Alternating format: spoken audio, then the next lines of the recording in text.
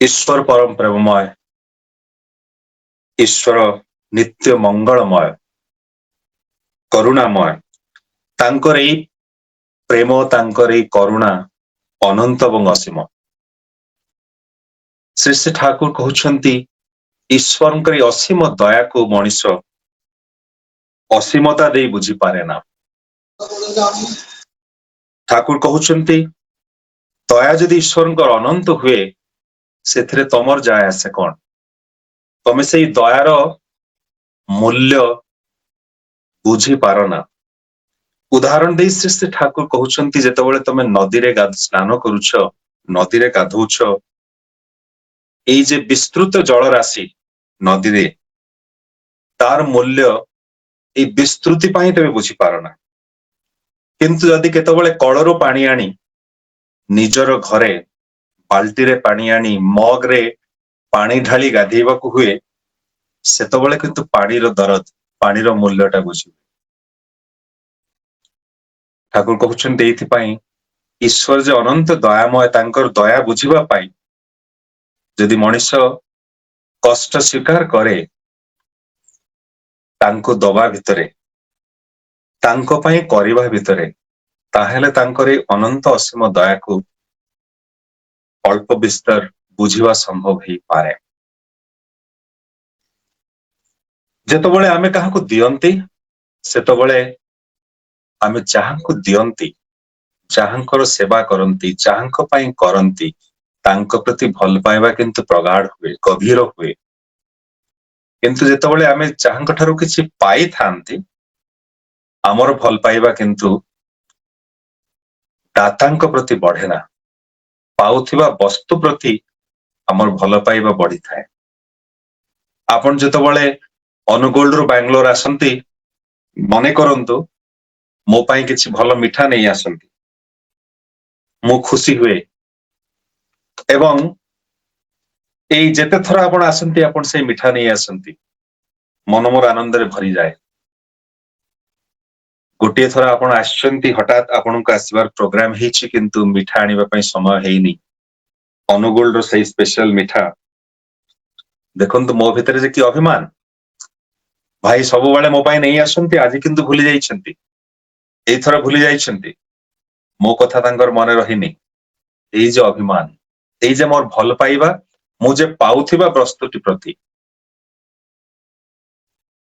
କିନ୍ତୁ ଯଦି ମୋ ଘରେ, ମୋ ବଗିଚା ଭିତରେ ମୁଁ ଗଛଟିଏ ଲଗେଇଥାଏ, ସେ ଗଛଟିକୁ ପ୍ରତିଦିନ ମୁଁ ପାଣି ଦେଉଥାଏ, ତାର ଯତ୍ନ ନେଉଥାଏ, ତାର ଖବରାଖବର ବୁଝୁଥାଏ, ଗୋଟିଏ ଦିନ ଏଭଳି ଅବସ୍ଥା ହେଇଛି, ଗାଈଟିଏ ସେଇ ମୋ ବଗିଚା ଭିତରେ ପଶି ଗଛଟିକୁ ଅଧା ଅଧି ଖାଇଯାଇଛି, ତାର ଡାଳ ପତ୍ର ସବୁ। ମୋ ମନରେ ଯେ କି କଷ୍ଟ। ସେ ଗଛ ଠାରୁ ହୁଏତ ମୁଁ କିଛି ପାଏନି, କିନ୍ତୁ ସେ ଗଛ ପ୍ରତି ମୋର ଏତେ ଭଲ ପାଇବା, ତା ପାଇଁ ମୁଁ କରେ ବୋଲି, ତାର ଯତ୍ନ ନିଏ ବୋଲି, ତାର ସେବା ଯତ୍ନ କରେ ବୋଲି। ଏହି ହେଉଛି ଭଲ ପାଇବାର ନିୟମ। ଯାହା ପାଇଁ ମଣିଷ କରେ, ଯାହାଙ୍କୁ ସେବା ଦିଏ, ଯାହାଙ୍କୁ ମଣିଷ ଦିଏ, ତାଙ୍କ ପ୍ରତି ଭଲ ପାଇବା ବୃଦ୍ଧି ହୁଏ। ମଣିଷ ଯାହାଙ୍କ ଠାରୁ ପାଏ, ତାଙ୍କ ପ୍ରତି କିନ୍ତୁ ଭଲ ପାଇବା ବୃଦ୍ଧି ହୁଏ ନା। ଏଇ ପାଇବାର ଯାହା ବସ୍ତୁ, ତାହା ପ୍ରତି ମଣିଷର ଭଲ ପାଇବା ବୃଦ୍ଧି ହୁଏ। ଦାତା ଯିଏ, ଦେବା ତାଙ୍କର ସ୍ୱଭାବ। ସୂର୍ଯ୍ୟଙ୍କୁ କହିବାକୁ ପଡେ ନା କିରଣ ବା ଆଲୋକ ଦେବା ପାଇଁ, ସୁନ୍ଦର ଫୁଲଟିକୁ କହିବାକୁ ପଡେ ନା ସୁବାସ ଦେବା ପାଇଁ, ସୁଗନ୍ଧ ଦେବା ପାଇଁ। ସୂର୍ଯ୍ୟଙ୍କର ସ୍ୱଭାବ ଆଲୋକ ପ୍ରଦାନ କରିବା, ଫୁଲଟିର ସ୍ୱଭାବ ସୁଗନ୍ଧ ବିତରଣ କରିବା, ପରମ ପିତାଙ୍କର ସ୍ୱଭାବ ମଣିଷକୁ ଦୟା କରିବା, ମଣିଷ ପ୍ରତି କରୁଣାମୟ, ମଣିଷକୁ କରୁଣା ବର୍ଷଣ କରିବା। ତାଙ୍କୁ କହିବାକୁ ପଡେ ନା, ତାଙ୍କୁ ମାଗିବାକୁ ପଡେ ନା। ସୂର୍ଯ୍ୟଙ୍କୁ ନ କହିବା ସତ୍ତ୍ୱେ ମଧ୍ୟ ଆଲୋକର ଅଭାବ ସେ ରଖନ୍ତି ନାହିଁ। ସେଇଭଳି ପରମ ପିତାଙ୍କୁ ଦୟା ଏବଂ କରୁଣାର ପ୍ରାର୍ଥନା କରିବାର ଆବଶ୍ୟକତା ହୁଏ ନା। ଦୟା କରିବା, କରୁଣା କରିବା ତାଙ୍କର ସ୍ୱଭାବ। ମଣିଷ ଯେତେବେଳେ ପ୍ରାର୍ଥନା କରେ ସେତେବେଳେ ହିଁ ମଣିଷ ଯେତେବେଳେ ସେଇ ଦୟାର କାମନା କରେ, ଦୟାର ପ୍ରାର୍ଥନା କରେ, ମଣିଷର ଭଲ ପାଇବା ସେଇ ନିବଦ୍ଧ ହୁଏ ସେଇ ତାଙ୍କର ଦୟା ଏବଂ କରୁଣା ଉପରେ, ତାଙ୍କରି ଠାରେ ନୁହେଁ। ସେଇଦିନ ସ୍ୱାମୀ ବିବେକାନନ୍ଦ ରାମକୃଷ୍ଣ ପରମହଂସ ଦେବଙ୍କୁ ପଚାରୁଛନ୍ତି, ପ୍ରଭୁ ମଣିଷର କୋଉ ଗୁଣ ଆପଣଙ୍କୁ ସବୁଠାରୁ ବିଚିତ୍ର ମନେ ହୁଏ? କେଉଁ ଚରିତ୍ରର କେଉଁ ଆସ୍ପେକ୍ଟ ଆପଣଙ୍କୁ ସବୁଠାରୁ ଆଶ୍ଚର୍ଯ୍ୟଜନକ ମନେ ହୁଏ? ରାମକୃଷ୍ଣ ଦେବ ହସି ହସି କହୁଛନ୍ତି, ଏଇ ମଣିଷର ଗୋଟିଏ ଜିନିଷ ମତେ ଖୁବ ଆଶ୍ଚର୍ଯ୍ୟଜନକ ମନେ ହୁଏ। ଏଇ ମଣିଷ ଯେତେବେଳେ ଅସୁବିଧାରେ ପଡେ, ଦୁଃଖ ଯନ୍ତ୍ରଣାରେ ଘାଣ୍ଟି ହୁଏ, ସେତେବେଳେ ଦୁଇ ହାତ ଉପରକୁ କରି ମଣିଷ କହେ, ହେ ପ୍ରଭୁ ମତେ କଷ୍ଟ କାହିଁକି ଦେଇଛ? ମତେ ଏଇ ଯନ୍ତ୍ରଣା କାହିଁକି ଦେଇଛ? ମତେ ଏଇ ଅସୁବିଧାର ମତେ କାହିଁ ପକେଇଛ ପ୍ରଭୁ? ଆର କାମନା ତ ମୁଁ କରିନଥିଲି। କିନ୍ତୁ ସେଇ ମଣିଷ ଯେତେବେଳେ ଆନନ୍ଦରେ ରହେ, ସୁଖ ଶାନ୍ତିରେ ରହେ, ଖୁସିରେ ରହେ, ସେତେବେଳେ କେବେ ମଧ୍ୟ ହାତ ଯୋଡି ଉପରକୁ ହାତ ଯୋଡି କହେ ନା, ହେ ପ୍ରଭୁ ମତେ ଏତେ ଶାନ୍ତି ଦେଇଛ କାହିଁକି? ମତେ ଏତେ ସୁଖ ଶାନ୍ତି ଆନନ୍ଦ ପ୍ରାପ୍ତି ହେଇଛି କାହିଁକି? ରାମକୃଷ୍ଣ ଦେବ କହୁଛନ୍ତି, ତାହା ହିଁ ମତେ ସବୁଠାରୁ ବଡ ବିଚିତ୍ର ଲାଗେ। ଦୁଃଖରେ ମନେ ପଡନ୍ତି ପ୍ରଭୁ, ସୁଖ ସମୟରେ, ଆନନ୍ଦ ସମୟରେ ପ୍ରଭୁଙ୍କ କଥା ଭାବେ ନା। ଏଇ ମଣିଷର ଏଇ ଚରିତ୍ର, ଏଇ ଗୁଣ ମତେ ସବୁଠାରୁ ବେଶୀ ବିଚିତ୍ର ଲାଗେ। ଏଇ ହଉଛି ଭଲ ପାଇବାର କଥା, ପ୍ରଭୁଙ୍କ ପ୍ରତି ନିରନ୍ତର ଭଲ ପାଇବା ଏବଂ ଏଇ ଭଲ ପାଇବାର ଦୃଷ୍ଟାନ୍ତ ତାଙ୍କ ପାଇଁ କରିବା, ତାଙ୍କର ସେବା କରିବା।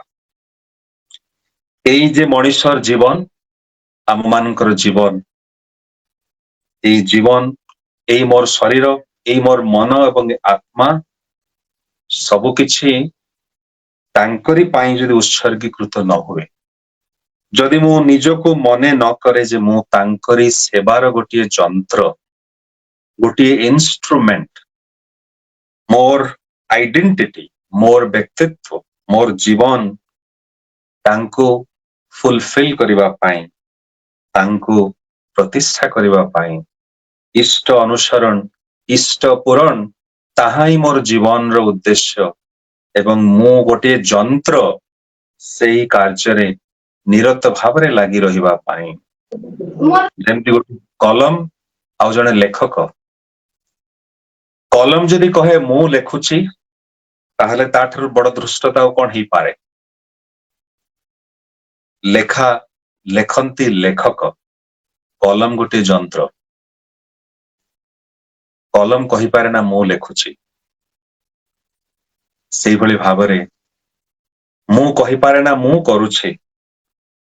ମୁଁ ଏଇଭଳି ଏଇ କମ୍ପାନୀର ଏଇଭଳି ଉଚ୍ଚ ପଦବୀରେ ମୁଁ ପଦସ୍ଥିତ, କିମ୍ବା ମୁଁ ଏଇ ସମାଜରେ କିଛି ମୋର ବ୍ୟକ୍ତିତ୍ୱର କିଛି ପରିଚୟ ଅଛି, ମୁଁ ସମାଜରେ ଏଇଭଳି ଏକ ଟାଇଟେଲ ବା ପୋଜିସନ ମୋ ପାଖରେ ଅଛି, ଏସବୁ କିନ୍ତୁ ମୋର କୌଣସି ପରିଚୟ ନୁହେଁ।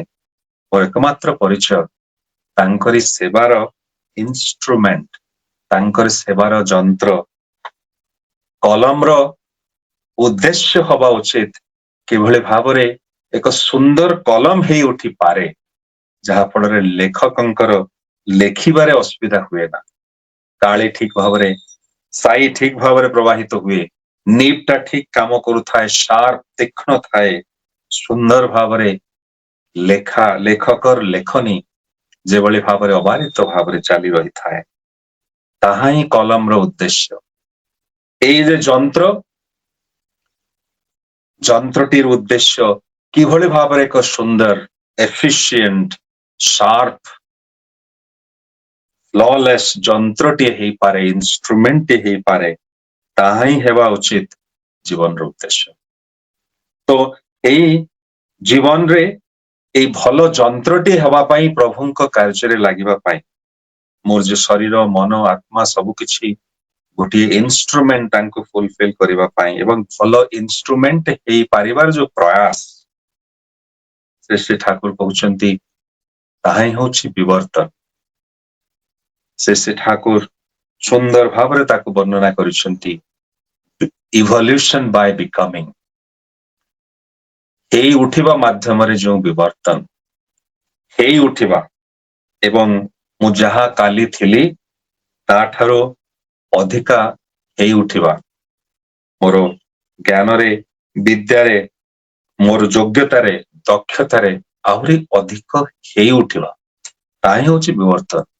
ଏହା ହିଁ ଶ୍ରୀ ଠାକୁରଙ୍କର କାମନା। ଇପ୍ସା ଆମମାନଙ୍କ ଠାରୁ ଲକ୍ଷ ଲକ୍ଷ ଜନ୍ମ ଅତିବାହିତ କରି ଏ ଦୁର୍ଲଭ ମନୁଷ୍ୟ ଜୀବନ ଆମମାନେ ପାଇଛନ୍ତି।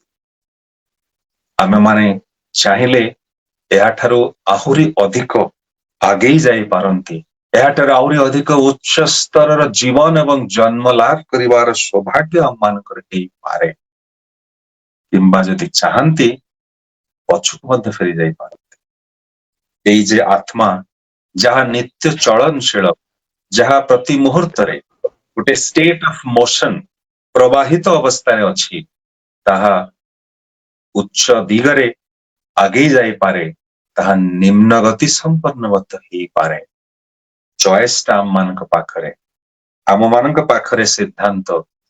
ଆମେମାନେ ଆଗେଇ ଯିବା, ଆମର ଏଇ ଜୀବନକୁ ଆହୁରି ଉଚ୍ଚରୁ ଉଚ୍ଚ ସ୍ତରକୁ ନେଇଯିବା, ପୁଣି ପଛକୁ ଫେରିଯିବା। ଶ୍ରୀ ଠାକୁର କହୁଛନ୍ତି ଏକାନୁରକ୍ତି, ତୀବ୍ରତା ଏବଂ କ୍ରମାନୁଗତି, ଏଇଥିରେ ହିଁ ଜୀବନର ସୌନ୍ଦର୍ଯ୍ୟ ଏବଂ ସାର୍ଥକତା।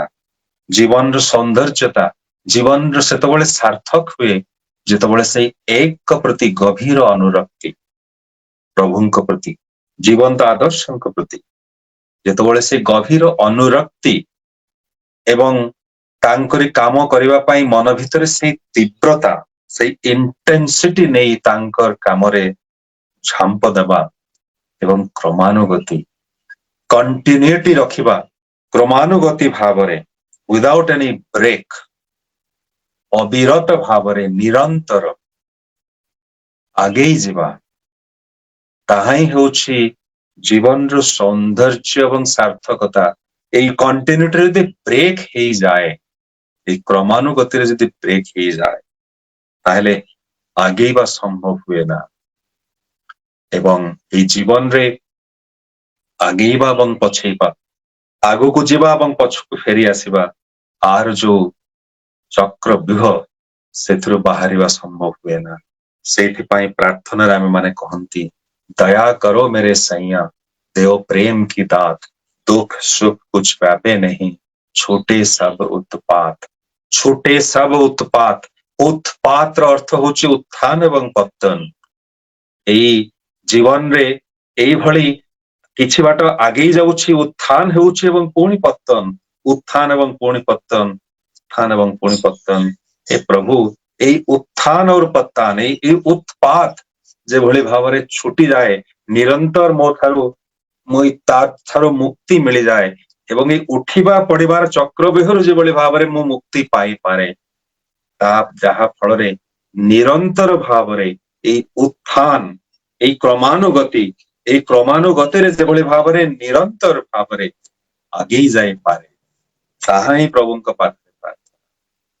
ତା ନହେଲେ ଏଇ ଲକ୍ଷ ଲକ୍ଷ ଜନ୍ମ ଅତିବାହିତ କରି ଆଜି ଯୋଉ ଦୁର୍ଲଭ ମନୁଷ୍ୟ ଜନ୍ମ, ଏଇ ମନୁଷ୍ୟ ଜନ୍ମର ପୁଣି ଫେରିଯିବାର କୌଣସି ମାନେ ହୁଏ ନା। ଏଇ ଜୀବନର ଉଦ୍ଦେଶ୍ୟ, ଏଇ ମଣିଷ ଜୀବନର ଉଦ୍ଦେଶ୍ୟ ହଉଛି ଈଶ୍ୱର ପ୍ରାପ୍ତି, ଈଶ୍ୱରଙ୍କୁ ଉପଲବ୍ଧି କରିବା, ଈଶ୍ୱରଙ୍କର ଲୀଳାକୁ ଅନୁଭବ କରିବା, ତାହା ହିଁ ଜୀବନର ଉଦ୍ଦେଶ୍ୟ, ତାହା ହିଁ ଜୀବନର ଲକ୍ଷ୍ୟ, ତାହା ହିଁ ଆମମାନଙ୍କର ମିଶନ। ତା ଛଡା ଆଉ କିଛି ନୁହେଁ। ଆଉ ଯାହା କିଛି, ଯେତେବେଳେ ଟ୍ରେନରେ ବସି ଆମମାନେ ଅନୁଗୁଳରୁ ଆମେମାନେ ଆସୁଛନ୍ତି, ଆମେମାନେ ଯାଉଛନ୍ତି ଦିଲ୍ଲୀ, ସେତେବେଳେ ଆମମାନଙ୍କର ଗନ୍ତବ୍ୟ କିନ୍ତୁ ନିର୍ଦ୍ଧାରିତ, ଗନ୍ତବ୍ୟ କିନ୍ତୁ ସ୍ଥିର। ଏଇ ଟ୍ରେନର ଯାତ୍ରା ସମୟରେ, ଯିବା ସମୟରେ ହୁଏତ ଭୋକ ଲାଗିଲେ ପ୍ୟାଣ୍ଟ୍ରି କାରରେ ଯାଇ କିଛି ଖାଇବା ଜିନିଷ ମୁଁ ନେଇ ଆସୁଛି, ट्रेन कौन से स्टेशन रे रहिले स्टेशन रे ओल्हेई ट्रेन रो ओल्हेई गोटे न्यूज पेपर बा मैगजीन किणी नउछि पानी रो बोतल टिए किणी नउछि किंतु एसबु कौन जीवन यात्रार उद्देश्य यात्रार उद्देश्य दिल्ली रे पहुंचीबा किंतु ए यात्रा रे अनेक किछि मि करूछि हुए तो कौन से खाइबा जिनस आणुछि पानी रो बोतल टिए किणुछि सहयात्री मानक संगे कथा हेउछि किंतु एसबु किछि यात्रार उद्देश्य नुहे यात्रार उद्देश्य दिल्ली रे पहुंचीबा सेही भली भाबरे एई जीवन रे घर संसार करूछि पिता एवं पुत्र दायित्व वहन करूछि विप्रो कंपनी रे कोनसी दायित्व वहन करी चलीछि समाज रे मोर विभिन्न दायित्व नहीं चलीछि किंतु एसबु यात्रार उद्देश्य नुहे यात्रार उद्देश्य ईश्वर प्राप्ति एई जीवन रो जो यात्रा जे अनंत यात्रा लक्ष लक्ष जन्म अतिवाहित करी आसीछि जो यात्रा रे एवं लक्ष लक्ष जन्म ଏହା ପରେ ଯେଉଁ ଯାତ୍ରାରେ ଏଇ ଯେ ଅନନ୍ତ ଯାତ୍ରାର ଯାତ୍ରୀ ଏଇ ଯାତ୍ରାରେ ଅନେକ କିଛି ମତେ କରିବାକୁ ହେଇପାରେ କିନ୍ତୁ ଏଇ ଯାତ୍ରାର ଉଦ୍ଦେଶ୍ୟ ଈଶ୍ୱର ପ୍ରାପ୍ତି ଏଇ ଯାତ୍ରାର ଉଦ୍ଦେଶ୍ୟ ତାଙ୍କୁ ହିଁ ଜୀବନରେ ପାଇବା ଏବଂ ଏଇ ଯାତ୍ରାର ଶ୍ରୀ ଠାକୁରଙ୍କର ବହୁତ ଗୁଡେ କିଛି ଯୋଉ କବିତା ଯାହା ଶ୍ରୀ ଠାକୁରଙ୍କୁ ଭଲ ଲାଗୁଥିଲା ତା ଭିତରୁ ଗୋଟିଏ କବିତା ଥିଲା ଯାହା ଏଇଭଳି ଭାବରେ ଅନନ୍ତ ହୋଇଛ ভালোই করেছ থাকো চিরদিন ଅନନ୍ତ অপার ধরা যদি দিতে ফুরাইয়া যেতে তোমারে ধরিতে চাহিতে কে আর ତୁମେ ଯେ ପ୍ରଭୁ ଅନନ୍ତ ହେଇଛ ତୁମେ ଭଲ ହିଁ କରିଛ ପ୍ରଭୁ ଏଇଭଳି ଭାବରେ ଚିରଦିନ ଅନନ୍ତ ଏବଂ ଅପାର ହେଇ ଥାଅ ଯାହା ଫଳରେ ମୁଁ ତମକୁ ଧରି ପାରେ ନା ମୁଁ ତୁମକୁ କେବେ ମଧ୍ୟ ଧରି ପାରେ ନା ତୁମେ ଏଇଭଳି ଭାବରେ ଅନନ୍ତ ଅପାର ହେଇଥାଅ ଏବଂ ଏଇ ମୋର ଯେ ଯାତ୍ରା ତୁମକୁ ଧରିବା ପାଇଁ ନିରନ୍ତର ଲାଗି ରହିଥାଉ ଏଇ ଯାତ୍ରାର ଶେଷ ନ ହଉ ତୁମକୁ ପାଇବା ପାଇଁ ମୋର ଯୋଉ ଯାତ୍ରା ଏଇ ଯାତ୍ରାର ଶେଷ ନ ହଉ କବି କହୁଛନ୍ତି ଯଦି ତମେ ଧରା ଦେଇ ଦିଅନ୍ତ ପ୍ରଭୁ ତାହେଲେ ଫୁରାଇଆ ଯେତେ ତାହେଲେ ମନ ତ ଭରି ଯାଆନ୍ତା ଆଉ କଣ ଧରିବାକୁ ଇଚ୍ଛା ହୁଅନ୍ତା ମିଠା ଖାଇବାକୁ ଯେତେବେଳେ ମନ ହୁଏ ମିଠାଟା ଖାଇଦେଲେ ଶାନ୍ତି ମିଳିଯାଏ ଆନନ୍ଦ ମିଳିଯାଏ ଆଉ ମିଠା ପ୍ରତି ଲାଳସା ରହେନି ତ ଏଇ ଯେ ପ୍ରଭୁ ଅନନ୍ତ ଅସୀମ ପ୍ରଭୁଙ୍କୁ ଯଦି ମୁଁ ପାଇଯାଏ ତାହେଲେ ଆଉ ପାଇବାର ଲାଳସା ନ ରହିପାରେ তোমাকে ଧରିତେ ଚାହିତ କେୟାର ତୁମେ ଏଇଭଳି ଭାବରେ ନିରନ୍ତର ଅନନ୍ତ ଏବଂ ଅସୀମ ହେଇ ରହିଥାଅ ମୋର ଏଇ ଯେ ଯାତ୍ରା ତୁମକୁ ପାଇବା ପାଇଁ ଏହିଭଳି ଭାବରେ ଅନନ୍ତ ଏବଂ ଅସୀମ ହେଇ ଚାଲିଥାଉ ଅବାରିତ ଭାବରେ ବାରମ୍ବାର ବାରମ୍ବାର ଏଇ ମାନବ ଜନ୍ମ ନେଇ ପୃଥିବୀକୁ ମତେ ଆସିବାକୁ ହଉ ଯାହା ଫଳରେ ମୁଁ ତୁମର ଲୀଳାକୁ ଉପଭୋଗ କରିପାରେ ତୁମର ଲୀଳାକୁ ଉପଲବ୍ଧି କରିପାରେ ସେ ଠାକୁର କହୁଛନ୍ତି ଏଇଭଳି ଚିନ୍ତା ଯେତେବେଳେ ମଣିଷ ମନରେ ଆସେ ସେତେବେଳେ ମଣିଷ ମୁକ୍ତିର କାମନା କରେ ନା ମୋକ୍ଷ ବା ନିର୍ବାଣର କାମନା କରେ ନା ସେତେବେଳେ ମଣିଷ ଚାହେଁ ବାରମ୍ବାର ଏଇ ପୃଥିବୀରେ ଆସିବା ପାଇଁ ମଣିଷ ଜନ୍ମ ନେଇ ପ୍ରଭୁଙ୍କ ଲୀଳାକୁ ଅନୁଭବ କରିବା ପାଇଁ ପ୍ରଭୁଙ୍କୁ ଜୀବନରେ ଉପଲବ୍ଧି କରିବା ପାଇଁ ସେ ଅନନ୍ତ ଅସୀମ ପ୍ରଭୁ ଧରା ଦିଅନ୍ତି ମଣିଷ ରୂପରେ ସେଇ ସୀମାହୀନ ପ୍ରଭୁ ସୀମାୟିତ ହେଇ ସସୀମ ହୋଇ ସେ ଅସୀମ ପ୍ରଭୁ ମଣିଷ ରୂପରେ ଧରାଧାମରେ ଯେତେବେଳେ ଆସନ୍ତି ତାଙ୍କୁ ଅଳ୍ପ ବିସ୍ତର ବୁଝିବା ସମ୍ଭବ ହୁଏ ତାହା ନହେଲେ ତାଙ୍କର ଦୟା ବିନା ତାଙ୍କର ସେଇ ଅନନ୍ତ ଅସୀମ ରୂପକୁ ମଣିଷ ପକ୍ଷରେ ବୁଝିବା ସମ୍ଭବ ହୁଏ ନା ସେଇଥିପାଇଁ ମଣିଷ ଜନ୍ମ ନେଇ ଆସିବାକୁ ହୁଏ ତାଙ୍କୁ ବୁଝିବା ପାଇଁ ତାଙ୍କର ସେଇ ମାନୁଷୀ ତନୁ ଯେ ତାଙ୍କର ଯୋଉ ଆସିବା ତାଙ୍କର ଏଇ ଯୋଉ ଆବିର୍ଭାବ ତାଙ୍କର ଯୋଉ ଲୀଳା ତାକୁ ବୁଝିବା ପାଇଁ ତାଙ୍କୁ ଅନୁଭବ କରିବା ପାଇଁ ତାଙ୍କରି ସେବାରେ ନିଜକୁ ନିୟୋଜିତ କରିବା ପାଇଁ ତାଙ୍କରି ସେବାର ଗୋଟିଏ ଇନଷ୍ଟ୍ରୁମେଣ୍ଟ ନିଜକୁ କରିବା ପାଇଁ ଆସିବାକୁ ପଡେ ଏବଂ ତାହା ହିଁ ହେଉଛି ବିବର୍ତ୍ତନ ଏଭଲ୍ୟୁସନ ବାଇ ବିକମିଂ ତାହା ହିଁ ହେଉଛି ହେଇ ଉଠିବା ତାଙ୍କ ପାଇଁ ଆହୁରି ସୁନ୍ଦର ଗୋଟିଏ ଇନଷ୍ଟ୍ରୁମେଣ୍ଟ କଲମଟି ଆହୁରି ସୁନ୍ଦର କଲମ କିଭଳି ହେଇପାରେ ଯେଭଳି ଲେଖକ ବିନା କଷ୍ଟରେ ଅକ୍ଳେଶରେ ଆନନ୍ଦରେ ଲେଖି ପାରନ୍ତି ପରମ ପିତାଙ୍କର ଇନଷ୍ଟ୍ରୁମେଣ୍ଟ ମୁଁ କିଭଳି ଭାବରେ ହେଇପାରେ ଯାହା ଫଳରେ ପରମ ପିତା ମତେ ନେଇ ମୋରି ଦ୍ୱାରା ତାଙ୍କରି କାମ ଯେଭଳି ଭାବରେ ଅବାରିତ ଭାବରେ କରି ନେଇ ପାରନ୍ତି, ତାହା ହିଁ ହେବା ଉଚିତ ଜୀବନର ଉଦ୍ଦେଶ୍ୟ। ତା ଛଡା ମୋର ମନେ ହୁଏ ନା ଜୀବନର ଆଉ କିଛି ଉଦ୍ଦେଶ୍ୟ ଅଛି। ଏବଂ ଏଇ ଯେ ହେଇ ଉଠିବା, ଏଇ ହଉଛି ବିବର୍ତ୍ତନ।